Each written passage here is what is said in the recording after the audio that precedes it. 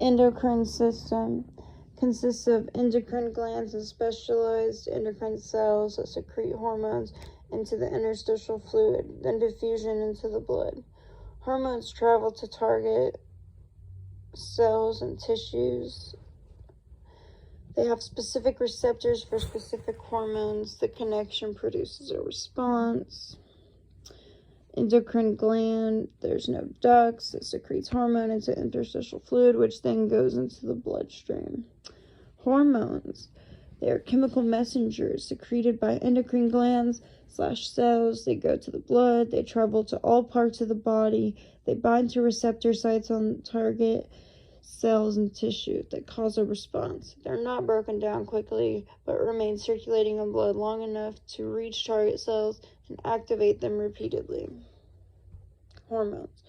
Pancreas, dual citizenship and endocrine system and digestive system. The exocrine gland, as an exocrine gland, it secretes pancreatic juices that enter into the small intestine. As an endocrine gland, the pancreatic islets secrete hormones that enter the plasma of the blood. It secretes insulin and glucagon. I don't know. Check that out. Adrenal glands.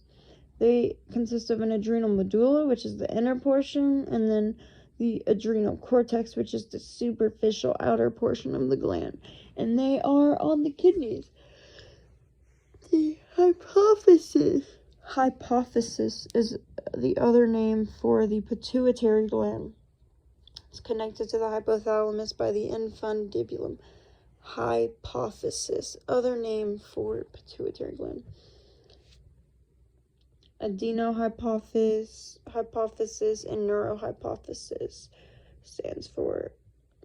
Okay, so adenohypophysis is the anterior pituitary gland. Neurohypophysis is the posterior pituitary gland. Hypothalamo, I can't read. Hypothalamo-hypophyseal portal system. Special network of capillaries and blood vessels that go directly from the hypothalamus to the anterior pituitary gland. Hormones travel from the hypothalamus to the adenohypophysis. It's located in the infundibulum. Hypothalamo-hypophyseal tract. The axons of neurons of the hypothalamus that extend into. This is the axons of neurons of the hypothalamus that extend into the neurohypophysis, located in the infundibulum.